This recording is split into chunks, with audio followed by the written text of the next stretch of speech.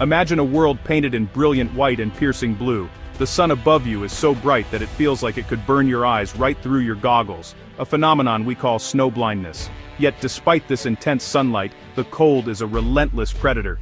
It seeps through every layer of your clothing, with temperatures plummeting to -5 degrees Celsius and far, far colder as you ascend higher. Every breath you take is a gasp for air that isn't there. The oxygen is so scarce that your lungs burn and your head pounds. This is the stark reality of attempting to climb Mount Everest, the highest peak on our planet, a place that tests the very limits of human endurance and spirit. For many adventurers, standing on top of the world is the ultimate dream, a challenge that calls to their very soul. But this dream comes with a steep price, and I'm not just talking about courage. Expeditions can cost tens of thousands, sometimes even exceeding $100,000 per person.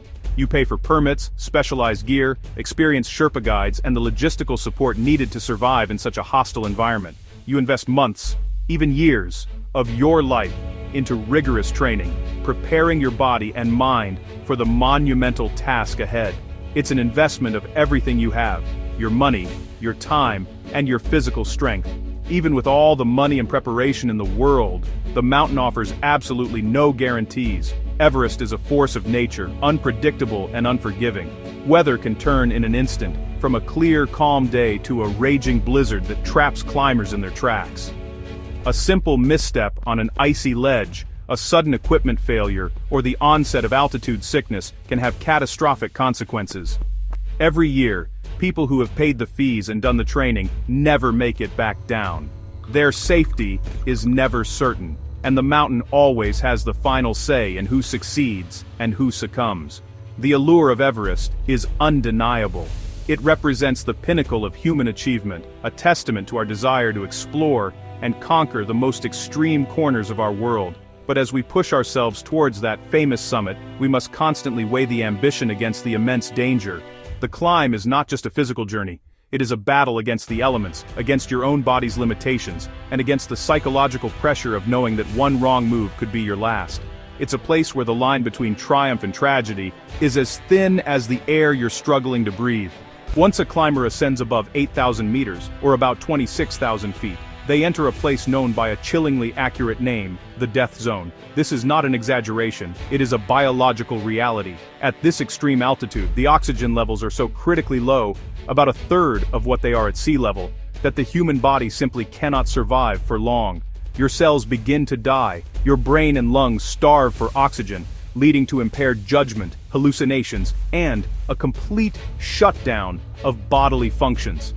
Every minute spent in this zone is a minute you are actively dying, a race against a clock that is ticking faster than you can imagine. The death zone is where the majority of Everest's tragedies occur. With over 300 fatalities recorded on the mountain, it's a sobering thought that approximately 200 of those who perished remain on its slopes. The extreme conditions make recovery operations incredibly dangerous and often impossible. These fallen climbers become a permanent part of the landscape, frozen in time and place. They serve as grim and silent reminders of the mountain's unforgiving nature.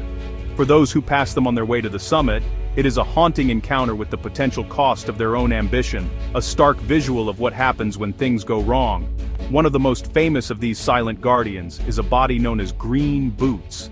For nearly 2 decades, this climber lay in a small rock cave on the main northern route, his bright green climbing boots making him an unmissable, albeit macabre, landmark. Climbers on their ascent would have to step right past him. It is widely believed that Green Boots is Tsewang Paljor, an Indian climber who died in the infamous 1996 blizzard. His presence became a part of the Everest story, a chilling fixture that every climber on that route knew they would encounter, forcing them to confront the reality of death face to face. The story of Green Boots illustrates a harsh truth. On Everest, the fallen often become part of the trail. They are not just statistics, they're landmarks that guide the living. This morbid reality highlights the extreme environment where normal rules of life and death do not apply. The mountain reclaims those it takes, incorporating them into its icy facade. The sight of these bodies can be deeply unsettling, a powerful and disturbing reminder that in the pursuit of the world's highest peak, the boundary between being a climber and becoming a permanent part of the mountain is terrifyingly thin. The story of David Sharp, a British climber who died in 2006, brought a difficult ethical question to the world's attention. Sharp was attempting to summit alone and with minimal equipment, a bold but incredibly risky choice. On his descent, he ran out of supplemental oxygen and collapsed in the same rock cave as Green Boots. He was still alive, but barely, huddled and freezing. Over the course of several hours, it is estimated that more than 40 climbers passed him on their way to and from the summit. Most saw he was in trouble, but very few offered any meaningful assistance, and ultimately, he was left to die. This incident sparked a fierce global debate about the morality of climbing on Everest. Why would so many people walk past a dying man? The answer lies in the brutal and unspoken rule of the death zone. You are on your own. Rescuing another climber at that altitude is a monumental task that puts the rescuer's own life in extreme peril. It can exhaust your precious oxygen supply, drain your energy, and expose you to the elements for a dangerously long time. In this unforgiving environment, the instinct for self-preservation often overrides the impulse to help. It's a grim calculation where saving another could mean you don't save yourself. Sir Edmund Hillary, the first man to summit Everest, was appalled by the lack of action taken to help David Sharp. He stated that the attitude of leaving a man to die was unacceptable and a horrifying symptom of the commercialization and me-first mentality that had taken over the mountain.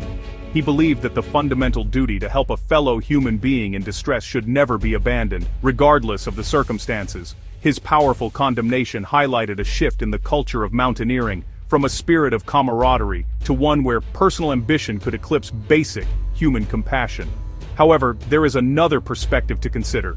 David Sharp's own mother, Linda Sharp, said she did not blame the other climbers for her son's death. "Your duty is to save yourself," she stated, "not to try to save someone else."